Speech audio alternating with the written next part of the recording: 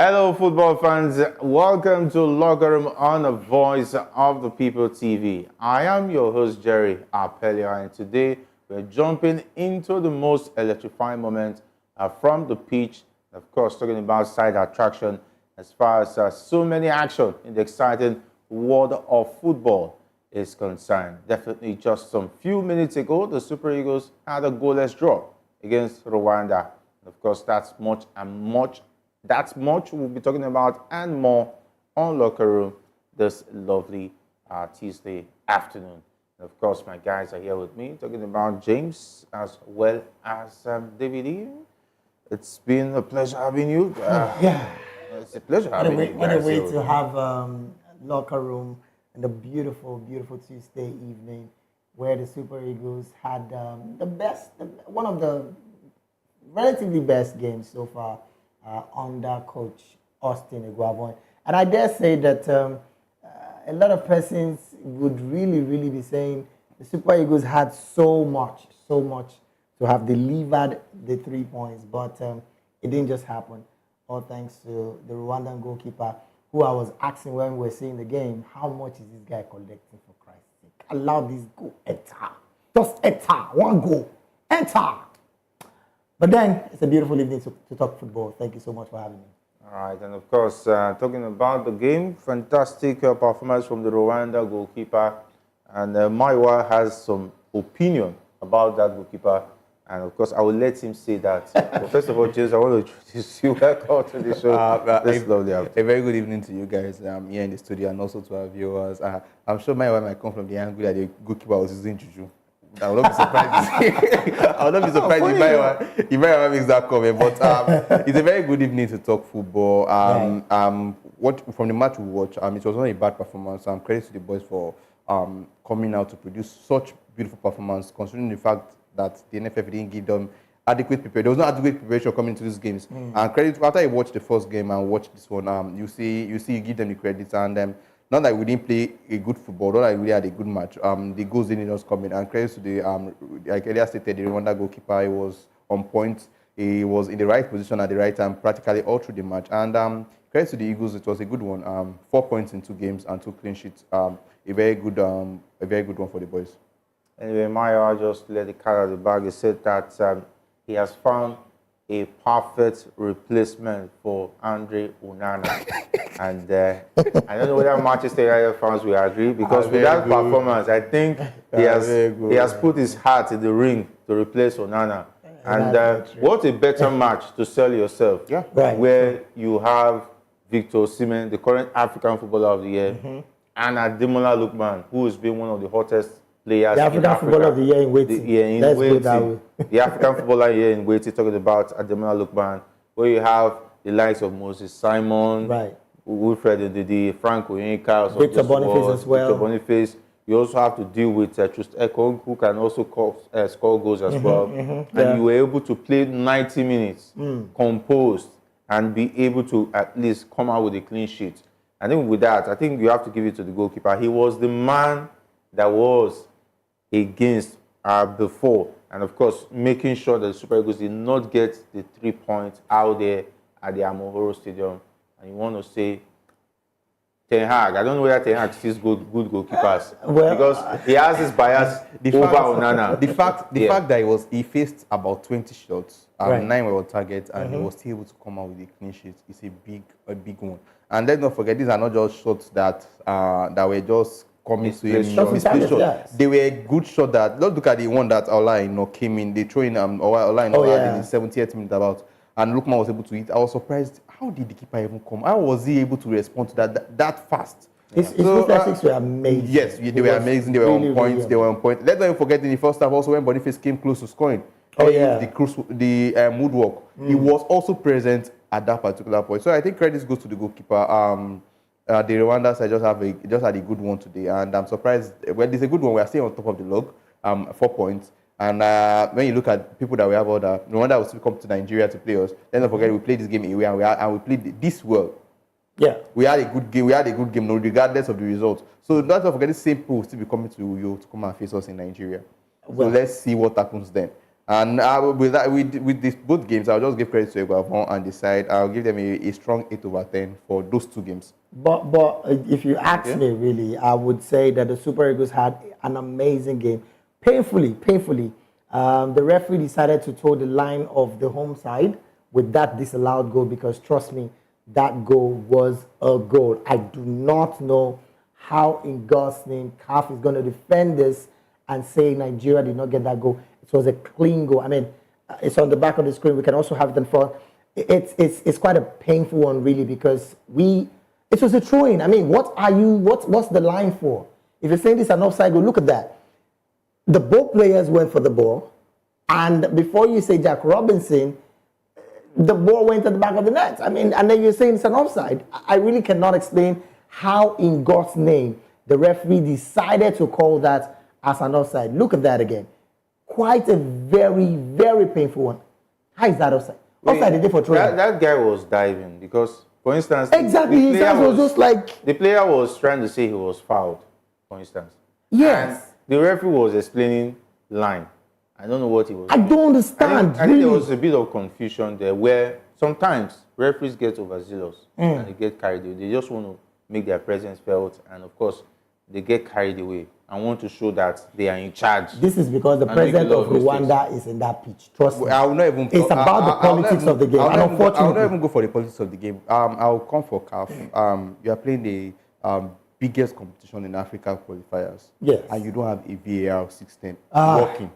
How will you be playing the Afcon qualifiers? Did we have it at the Pablo Stadium? But the Super Eagles won. No, I'm just saying. In 2025, how will we be playing qualifiers without VAR? I won't get to that from the back door. It was a surprising call, like, a very, very surprising and in 2025. And the funny thing is, the man is not even from this part of Africa. He's from Egypt. So I have to go and follow. Why is it going to work in your favor? Because it's obvious that's not a foul. It's obvious that's not an offside. So what's the call for? I know for a fact that they don't call offside from throwing. Yes. Now, if our producers are ready, we can have that on the screen again. This was a throwing. In fact, the Rwandan defender was more like diving. Oh, yeah. And it was on they were front both, of the player. They were both having the ball. And eventually the ball didn't even get to them. They were both having the ball. So since the ball did not even touch any one of them, so what was the rationale? I think the ball touched Ajayi. I think Ajayi was able to assist the ball to Lookman move. Yes. So it's not like it didn't touch anyone. So I mean, it's outrageous, really. If you're going to play the politics of this game, don't do it in such huge games like this. Maybe the plan of the referee was to, because sometimes I just, but you want to also be fair to the goalkeeper. Yeah. As well, he had a good game, but that was actually a goal for me. That for me was a clean goal. And the referee had no reason for disallowing that goal.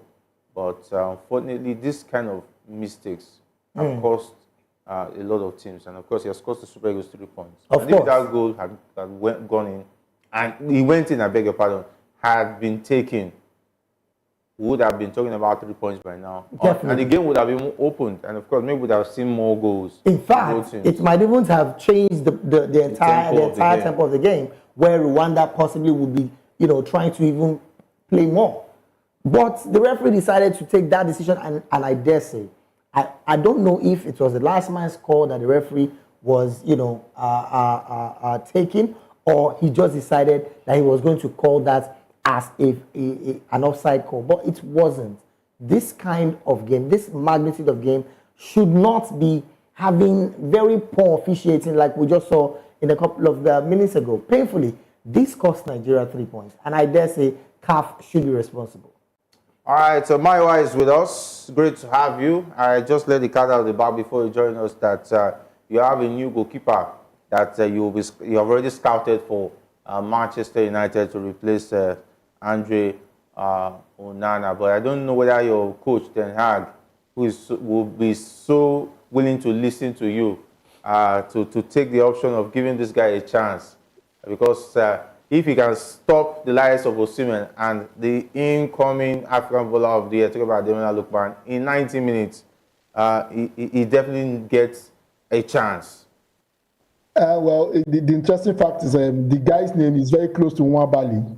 His name is Nwali. So, I mean, it will be a good replacement for Onana. Onana has been conceding goals, but in any case, we can't fault Onana for conceding the goals. I think we've been playing poorly. That's the conceding the goals. I came in when you were talking about the disallowed goal for Nigeria. Right. And I don't understand why there's no VAR in this particular match. I think calls like this are very, very important, and calls like this, are the difference between you getting a ticket and you struggling to be able to make it out of your team. I mean, it was a throw-in, and I don't see anything wrong in that. Probably maybe there's always in DPL there's this referee review that they always do every week. Probably we'll get to see that for these qualifiers, such that referees can go back and correct mistakes. But for me, I think that is a clean goal. Due respect to the goalkeeper for saving his day. Although I would still want to fault Nigeria, we didn't take all our chances. But kudos to the goalkeeper. However, this particular goal should have stand. I'm waiting for for the press release from CAF and probably the referee to say exactly why he decided to call that goal an offside. Well, all right, let's take a look at 2-2 Right. for Eguavoen. So far, so good. How would you assess the performance of the team? Coming from the style of play, the tempo and the urgency of the players, and the team spirit. First off, I would like to start off with the team spirit. I don't know what Eguavoen did with this team, but I dare say that the team spirit is unanimously incredible.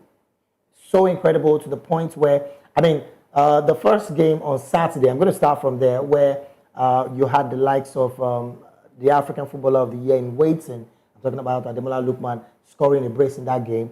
And, of course, Victor Osimhen coming from the bench to score that amazing goal.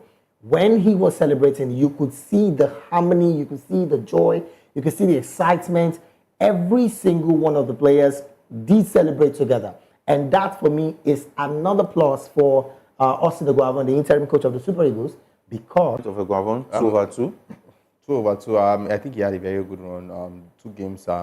He proved beyond what we imagined. I think most Nigerians wouldn't have imagined us playing 2 very beautiful games. Right. Let's not forget he was appointed as the head manager. On Sunday, on Friday, we were still discussing Lambardia as the head coach. Only for us to wake up on Monday, on Friday, that same Friday night, and he said he's not doing it again. So let's not forget he was appointed, I think, on Monday or Tuesday before qualified, barely a week before the game. So him taking over the job barely a week and still proving giving 2 performances like this, I think it's a very good one. And if the boys had converted their chances they had in the first and second half to have been a clean sheet, I think the harmony he has been able to restore back in the team is one thing that I think Finidi lost in his time. His space of 2 or 3 months that he was with the Eagles, I think he lost that in the room. And now that it has been restored, I think Eguavoen did a very good job in 2 games. Getting us 4 points in 2 games is actually a very good one. And currently we sit on top of the log.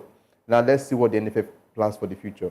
Will the NFF be thinking of retaining him as a permanent manager, or they want to go and look for the white man that have been after their dreams all through this way? But credit to Eguavoen, what he did, I didn't expect this from him, considering the fact that Benin Republic were able to defeat us last time in the World Cup qualifiers. And he was able to disperse them with ease, right. 3-0, and getting a draw against the Rwanda side. And if not for the keeper, Ntuelia, what was his name? Worried.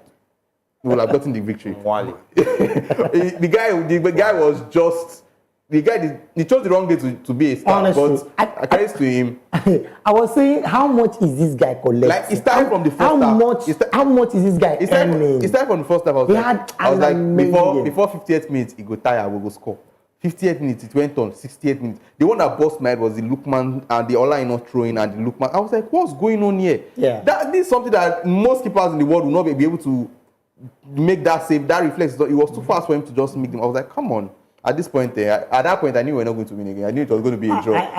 I also wanted to identify the fact that the style of play of Austin Eguavoen, all attack, all defend, and of course the boys coming back to really. In fact, I saw lots of creativity, even though there were still pockets of corrections here and there. But of course, you can see that it's a work in progress. When the team has a bit of time amongst themselves, they should be able to, give that zest that Nigerian football is all about. I mean, created chances, scored the chances in the first game.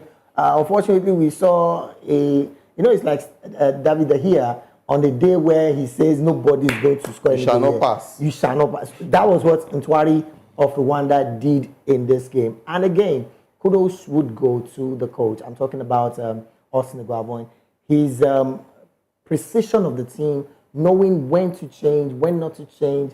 Yes, some tiny little here and there, but honestly, they had a decent game. I think it's a good one. The games ended up like this. The 2 games getting 4 points. I think it makes the project much presentable when you are going to look for a coach. Yeah. Because when you consider the fact that the way Finidi left the job, he lost to Benin Republic and also draw to South Africa. And let's not forget the 2 games we had before then. The qualifiers, we were able to win just 1 and draw or lose 1 also. So now the project is looking much beautiful. And when you look at the particular set of players we had in these games, it's looking like it's a complete team. What we know, I think the only thing lacking in this team is a creative midfielder. When you look at this team, very good to observe, make these observations, and that is why I want to put Mayowa on the spot right now to tell us what he thinks about the 2 games so far, coming from Austin Eguavoen's performance. And I don't want to compare it with Finidi yet, because we're going to get to that stage. What's your assessment of Austin Eguavoen's performance for these boys in these 2 matches? Definitely, I will score Eguavoen. I will score Eguavoen 95%. I mean, if you look at the performance of the team, the boys raised their game, and you will not call that performance very boring. The performance was very excellent, very superlative performance. And one thing I was particular about is how the team kept their shape. They were always in shape, out of possession, in possession, and that's one of the things that we lacked. David was talking about unity in the team and the rest of that. Sometimes it's not only the coach that does the job. There are some key players that we invite to the team, and they will assist you. They will be the second coach on the field of play. I'll give a typical example. Remember the Chelsea of John Terry and Didier Drogba. Right. Anytime those 2 players are not happy, Chelsea is not happy, and the performance will show on the field of play. Anytime those players go against you as a fellow player, you're in deep trouble. It's all over. and that's what Eguavoen has cleverly done. I mean, that's one thing, Finidi made the mistake of not doing. He was too quick to stamp his authority, forgetting the fact that you need some key players to be able to bring about unity. In as much as I have my reservations about Osimhen and the rest of that, but when he came to the camp, you could see how the boys welcomed him. And the reason why they did that is very simple. They knew he was having a hard time with his transfer issue and the rest of that, and they made him feel welcome. I mean, look at what he did. He came into that first game, under 15 minutes, he was able to get the goal. And when he came in, everybody started playing for him so that they can, display the kind of quality he has, and he was able to deliver. So, I mean, to be honest with you, I'll rate Eguavoen 95%, to be honest. I mean, he has done fantastically well. It's so unfortunate that we didn't win our game today. If not for Wally, or whether Wally, that's his name, that was very superlative. I mean, we would have probably gotten the 6 point completely. James said something the other time.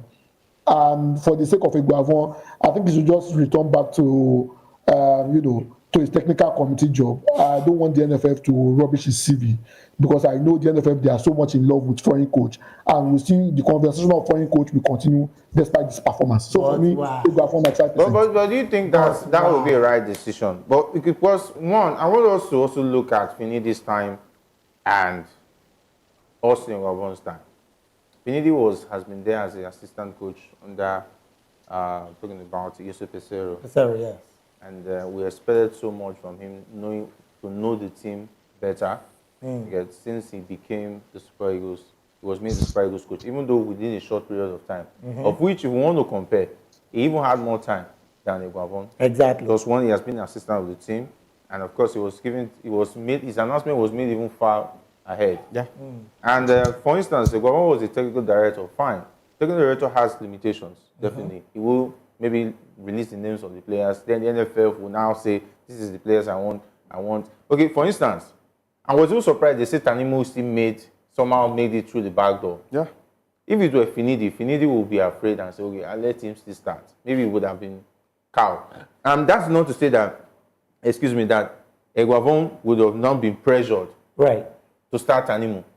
Because the same pressure that Finidi would have been received would have been the same pressure. Go on now say, we now stand this guy and say, no. Fine, he can be around the team, but he's not going to start. Unless you don't want me to be judged. It's so much. It's a different kettle of fish. So now, under the same kind of NFF, Eguavoen was still able to bring out this kind of performance from the team. Let's not forget. And the players would show him so much respect in the sense that we didn't see any issues of players complaining that all those issues that he didn't use me, the sentiment between this. You can see the different management in terms of leadership, composure. Yes. Even in the games, you could see. I was studying Eguavoen, his expression. The thing is, he was never under pressure. He was calm. He knows what he wanted to do, and so on and so forth. The thing is, Finidi wanted to stamp his feet, like Maiwa said. He wanted to stamp feet early. I don't think the NFF had anything to make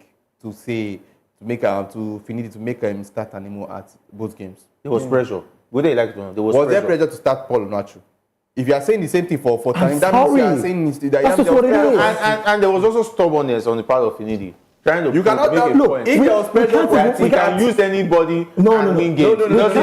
He doesn't need Osimhen. Yes, There was that mentality. I don't need Osimhen.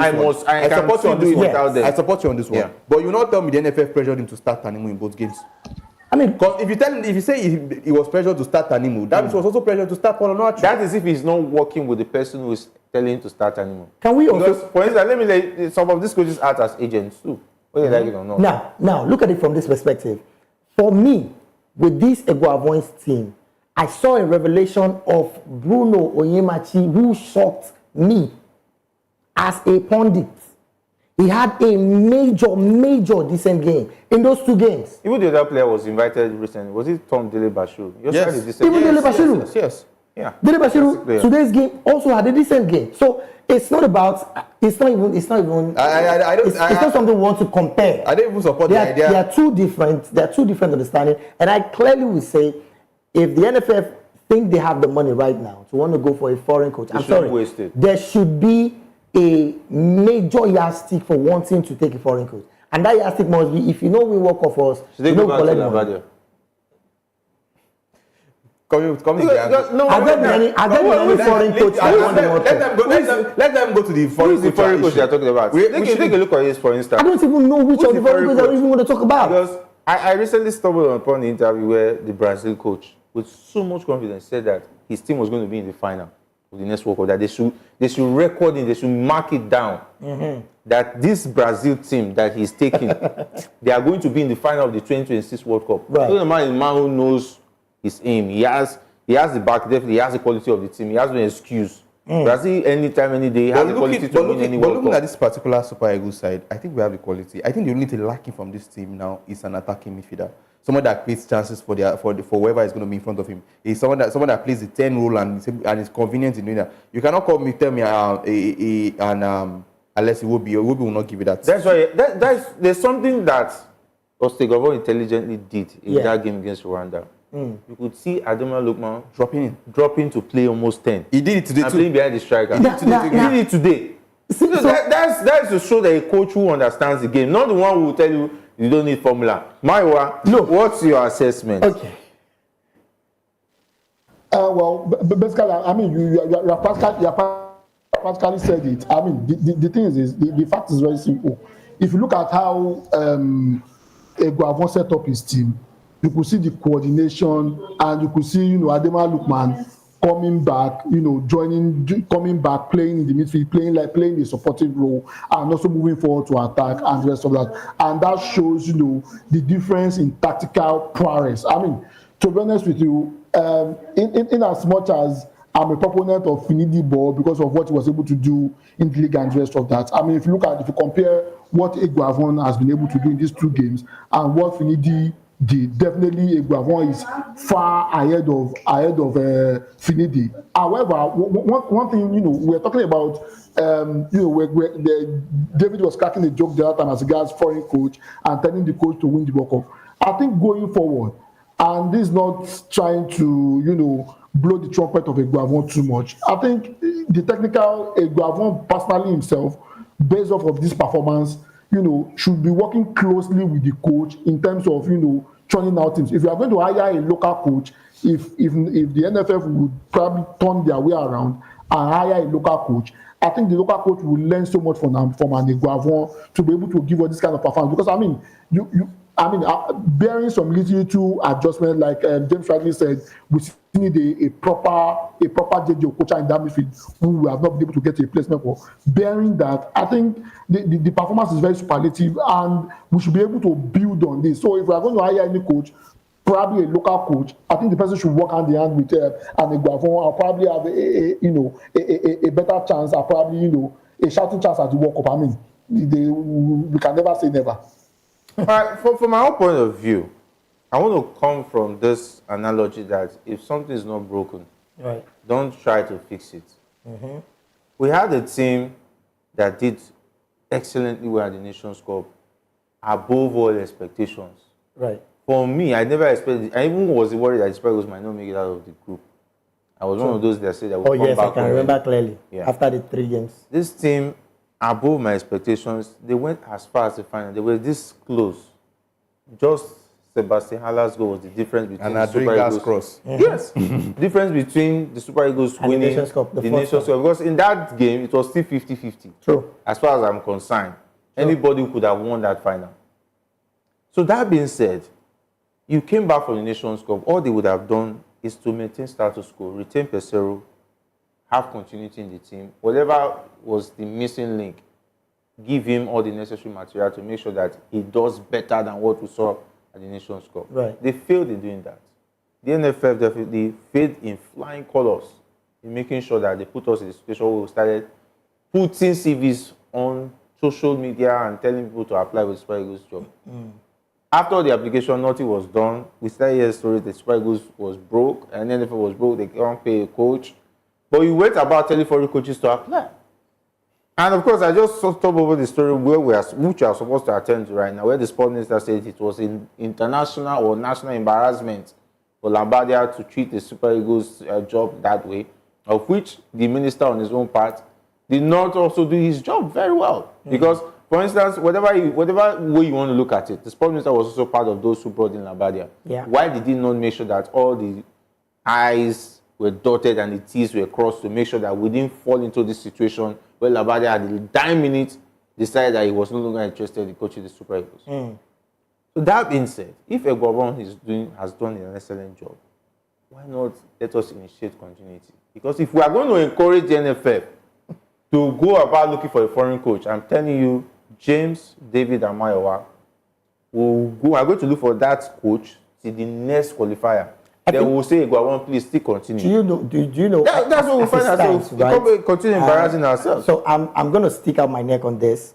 The moment we see in any media pally or any statement that the NFF is planning for any foreign coach going forward, I will personally be the one to consistently call them out on a daily basis on things they've done in the past and in the future.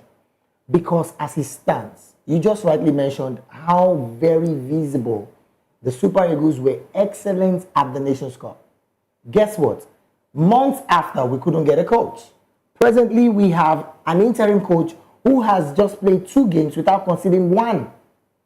He never conceded a goal, unlike his predecessor in the person of Finidi George.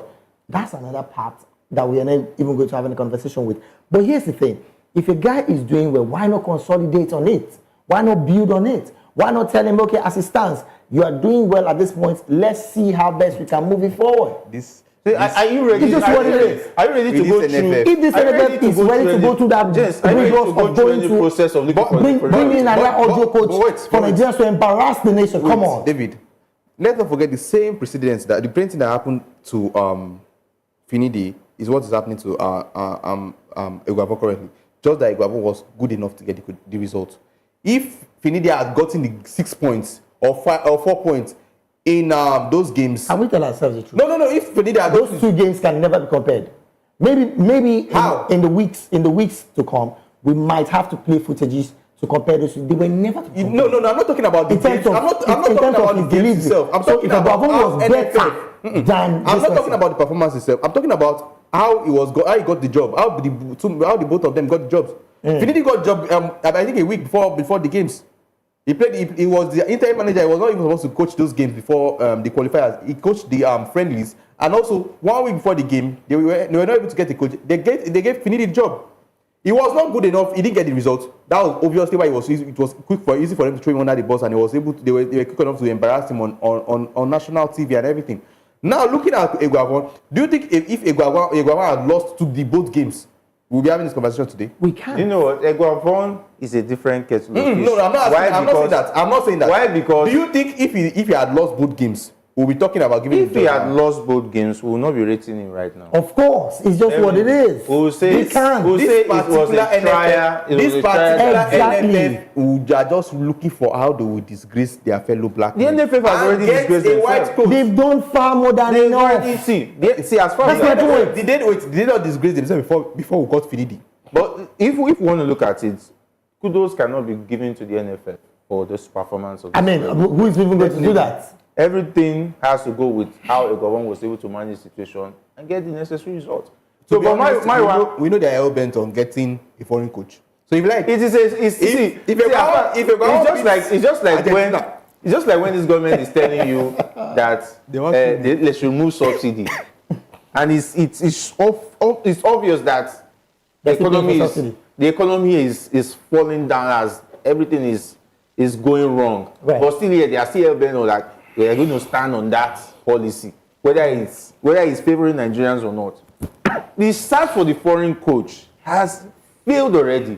If Flying Colours has even ended in national embarrassment, when Labadia dumped the Eagles a week to these qualifiers. So which other foreign coach? The talk of foreign coach is already dead on arrival. It should be dead on arrival. He's dead. I don't get it. The fact that we even got it right as it stands, Mayowa, it's even different. Do you want to go through another ordeal of another story of looking for a foreign coach? Take a look at the situation. Well, the thing is this, I've said it even before the issue of the Lambadia and the 3 audio coaches that they appointed that we didn't see, and the ones that were on their jet and decided to turn back, Yanni Anderson and his team and the rest of that. Right. I said the Oyibo coaches that they are bringing, they are not going to do anything spectacular. They will not win us the World Cup. Why are we wasting money on them? However, if you see the moves of the NFF in the past 7 months, they are bent on embarrassing Nigeria by not doing their homework properly, and they are bent on going after foreign coaches. So, I mean, to be honest with you, the talk of foreign coach will not end. Let me give you a typical example. Yes, we are praising Eguavoen today, and James was saying if Eguavoen has lost the game, we will not be saying this. Definitely, coaches are in the job of criticism. It's a higher fire. You are as good as your last result. If you don't perform the way we expect you to perform, and if the games are poor, definitely we will criticize you. Their job is tied around criticism. However, Eguavoen is one bad match away from being thrown under the bus by the NFF, and that's just the honest truth. Another thing that's very, very important that we should note is this: the NFF over the years they have consistently thrown the local coaches under the bus. When they require the backing of the NFF, that's when they remove the shock from their leg. Yes, Finidi shot himself in the foot with the kind of players he brought in and just of that. However, you could see from the body language of the NFF, they were never in support of Finidi. That's number one. Number two, Eguavoen was a last resort. If they had believed in Eguavoen, right, immediately Finidi left, the logical thing to do was to bring in an Eguavoen, not go after 3 audio coaches. And 4 days to the qualifier, you decided to set up Eguavoen to fail. But thankfully, Eguavoen was very clever and was able to turn things around. So the problem has been with the NFF. The problem has been with them. Eguavoen is one bad match away from being thrown out. But the bigger question we should be asking is this: will the NFF ever support a local coach? That's the question that Gusau and his team needs to answer. It's interesting, right? If the NFF is not ready to support local coach, it should be ready to take in. So can we take the NFF serious? Can we even have? Can the NFF just took the word out of can me. NFF bring a press statement and I will take them serious? Really? And I will even come to the studio and start talking about how relevant the NFF is in terms of looking for a foreign coach. In less than how many hours you produce 3 coaches virtually. It's more like stand-up comedy to me. I think the thing is now that these games are over. I mean, Jerry, they nearly turned us into a fake news organization. I mean, the NFF came. Yeah, the point we came like we just every time we just continue to recycle. Lambadia has been appointed. He's working behind, and I came on Monday. I said until I see Bruno Lambadia face to face, and we are doing media pally with him, I won't believe it. lo and behold, on Monday, there's no Bruno Lambadia again. So, I mean, it's not a new thing that the fact that this same NFF were the ones that posted it on their NFF official page on X. I mean, see, I'm telling you, go to their, is it the Twitter or Instagram page? Twitter. Lambadia is still there.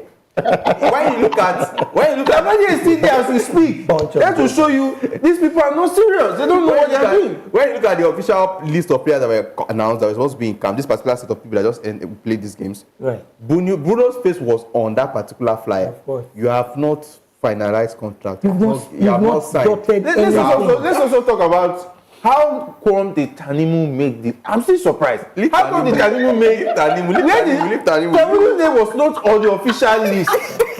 How come I heard that Tanimu was at the stadium? Let me even see if he was on the bench today. Let me just see. How did Tanimu make? Who is sponsoring Tanimu? He's a standby player. I want to check. That's the question. Tanimu is no, but has no business there. So something is happening at the NFF. Tanimu was on the bench. Of course, but you joking. Number 18. Are you joking? Who is sponsoring Tanimu to be on that team by force by fire? Look, the honest truth is, the NFF, as far as we're concerned right now, shouldn't be taken any way serious because as it stands, Austin Eguavoen has at least given Nigerians, and I dare say, with Nigeria for the first time, we're attacking like we used to know them in a strange land, in an away match. Not playing deep like we've seen over the years. The confidence of the team was top notch. The confidence of the team was every inch beautiful. And then you want to say you want to bring a foreign coach to do what exactly? And let's not forget. Are we really joking as an individual? Eguavoen to manage this team 48 hours or 72 hours, barely. That was it took him to manage this team to get two beautiful performances from them. No matter what the result was. Before now, we even had a conversation, right? That Austin Eguavoen got the bronze at the Nations Cup when he was the coach of the Super League. He's always had a decent style and a decent team.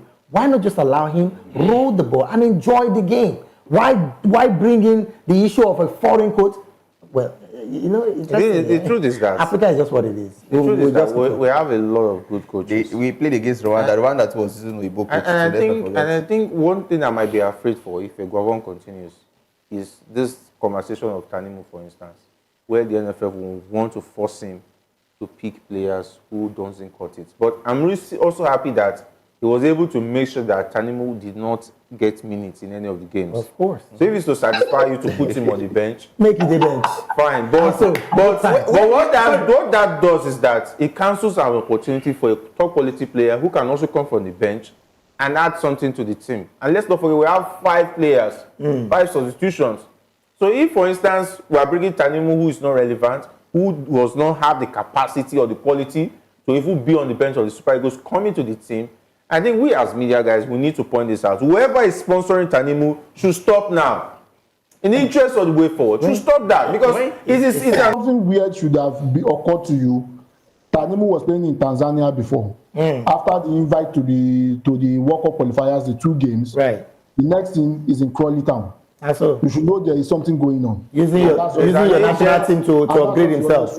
There's an agent paying the NFF to make sure he's that so that they can sell him. He can play in England.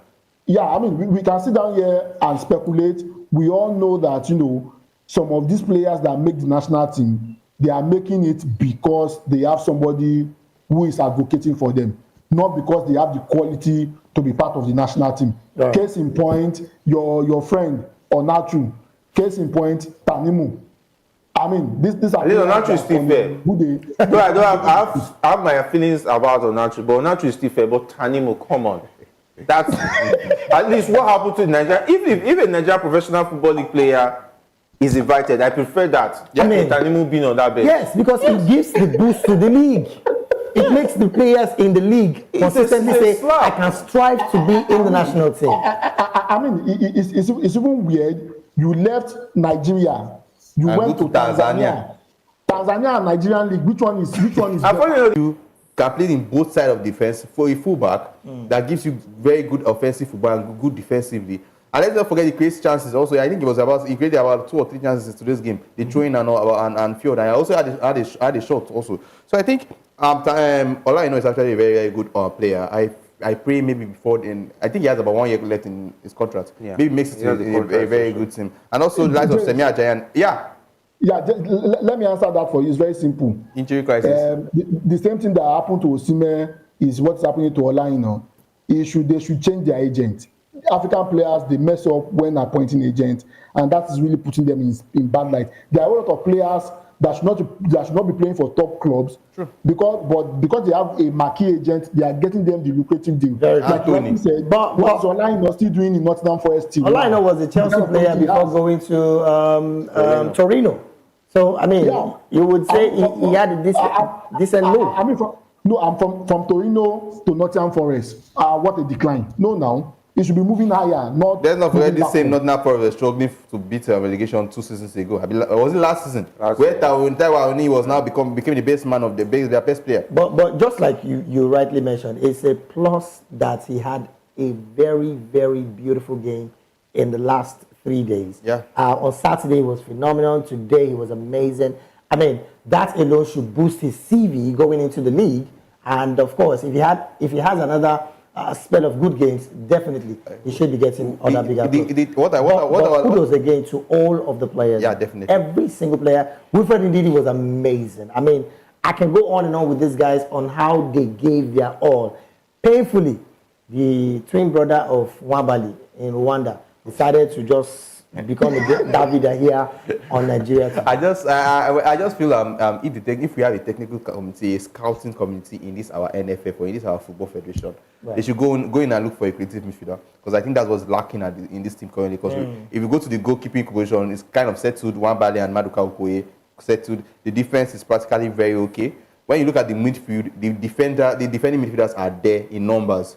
Onyeka, Wambale, Ndidi, Onyedika. These are players that are competing for the same position. But when you now look at the creative force, Alex Iwobi is not going to give you that chance. A little bit of Dele Bashiru can do well, but Yes, Dele Bashiru, I think he still needs to get into the team even more. True. And of course, I think get this is some the second game. Second game. I'm even confused why players like Gift Orban. Yeah. Oh, he's not invited yet. Well, the UK. thing is, Has not looking been at the given position chances of looking at the position of Gift Orban, Yes, his competition are way heavy. Taiwo Oni, Osimhen, Boniface. He can also play on the wings too. I think Gift Orban should be expecting a call soon up. I don't know what Iheanacho is sitting in that team. Please let him go. Please, Let him go and enjoy his retirement go and money. He look has for a club done well. Saudi He and has served us well. We are plan his proud of you. But at this point, we need young talent that will give us options on the bench that will give us what we need. He has served us well. We must also talk about the under-20 women's team, talking about the Falconets, which have returned to Bogota, Colombia, ahead of the round of 16 match against Japan on Friday. It's going to be a performance we expect that the Danjuma girls will be able to give us a result in that one. And of course, Chris Danjuma is a good coach. He's a decent one. He has done it before. I hope he will have what it takes to surpass the Japanese team, though it's going to be a difficult one for the girls. And of course, we'll return here maybe on Monday, talk about that one. But tomorrow we'll be here too to take more updates as far as football is concerned. I want to say big thanks, my wife. Thanks for being a part of the show this evening. And okay. It's always amazing to be here. And for the sake of the good performance we are seeing now, I hope the NFF does not do a roundabout like they usually do and take us back again. Thank you for having me. Tomorrow we'll be back to talk about the NFF, because I'm sure from now to tomorrow we'll have something to do or something to say. Honestly, I won't be surprised, because that's what they do. They wake up every morning. They gave us break. Boom, They gave us break for 1 week. they start doing They will things. come back to us. We have our time. If they do any other go see things. All right, big thanks, James and David, for Thank being you a part for of the having show. me. All right, a big thanks to the guys behind the scene, talking about lives of Shegun Samuel and not leaving out Jeremiah, as well as Ike Chipo. My name is Jerry Apelhai, saying thanks for being a part of the show. To meet again, stay safe, and if not anything at all, do it the sports way.